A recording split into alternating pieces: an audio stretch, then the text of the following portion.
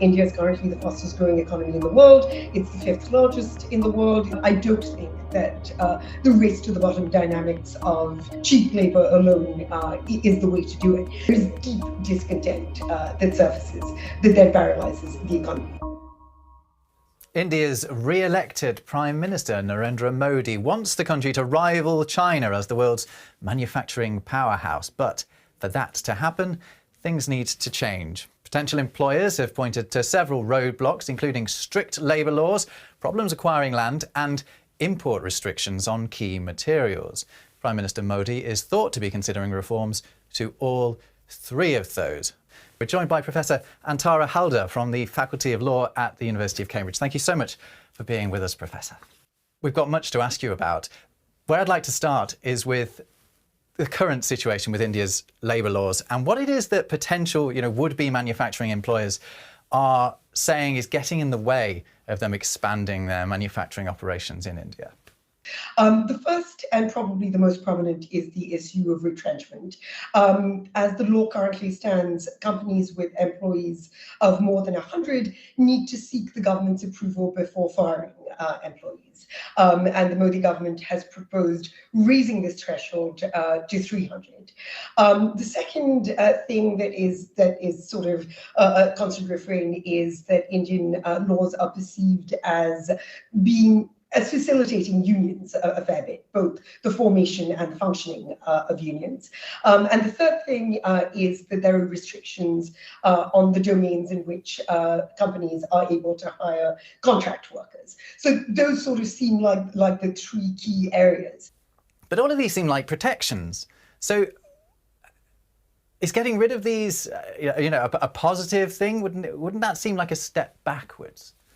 Absolutely. I would argue that undoubtedly it is. And the other thing to remember, Rob, is that vast majority of the Indian labour force continues to be informal. Estimates put it, at that number at 80 to 90% of the labour force. So this is a segment of the labour force without any protections whatsoever. The protections that do apply to a tiny coterie of the labour force. And I do think that it's a step back to weaken these protections. I think the portrayal of the Indian labour force as excessively protected is a false one. It's actually a very vulnerable labour force. Coverage is limited and enforcing rights is difficult. A case in point is maternity benefits. The law exists on the books, but it would be a challenge finding workers in India who are able to avail of those laws. I really think that the emphasis should be on getting the systems, the legal systems and the legal protections for both employers and employees to work better. I don't think that the race to the bottom dynamics of developing countries competing on cheap labor alone is the way to do it.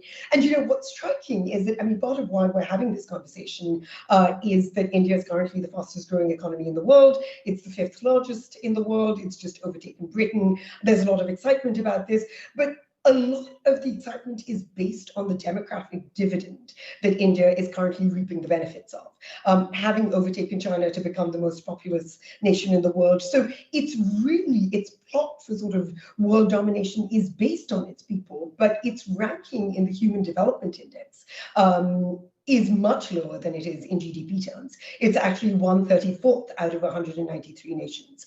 So if it's really going to leverage its biggest resource, its people, to catapult its economic story forward, it needs to invest more seriously in its people and in things like healthcare and childcare and education.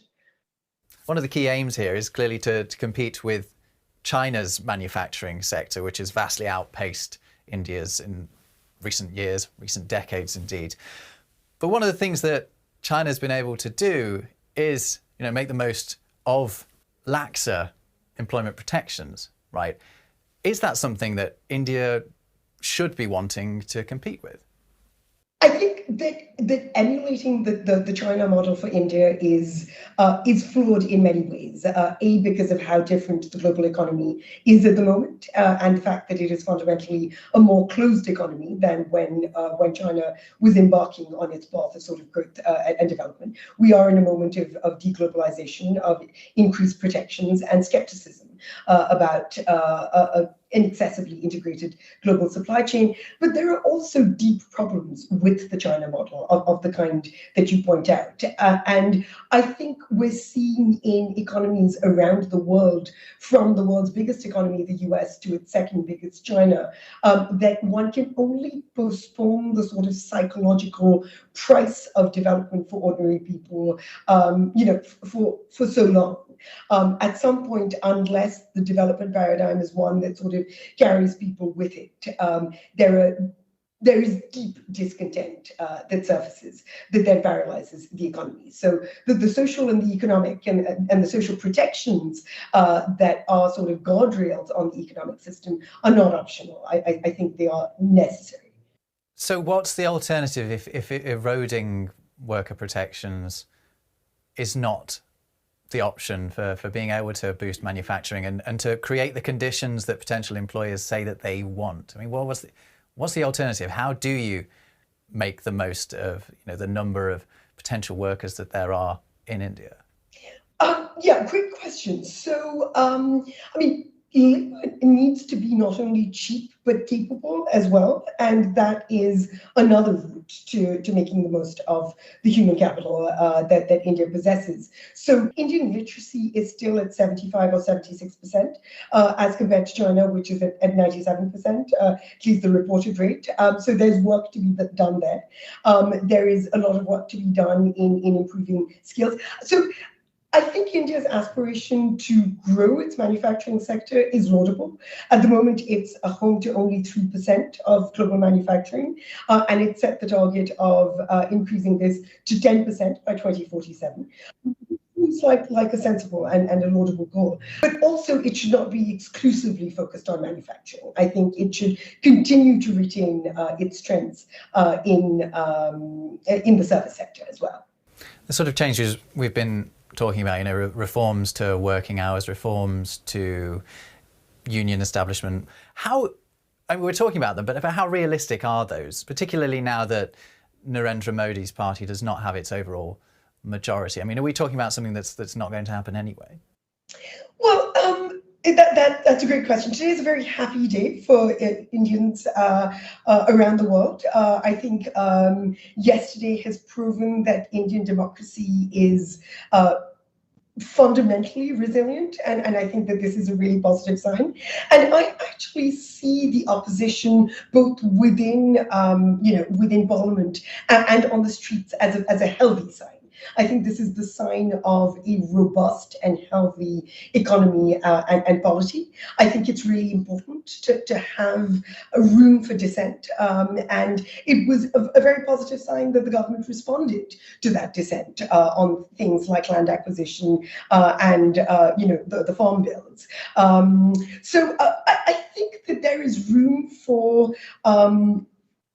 increasing flexibility. For instance, reassignment of workers from one department to another is perhaps over-regulated. I think given the diminished strength of the government in Parliament, it's going to be harder to get these reforms through, but I don't think that is necessarily negative. And I think improvements can be made and streamlining can be achieved without diluting protection. Okay, Professor Antara Haldar from the University of Cambridge, thank you so much for joining us and talking us through the current situation with the labour laws in India and what they might mean for its manufacturing ambitions.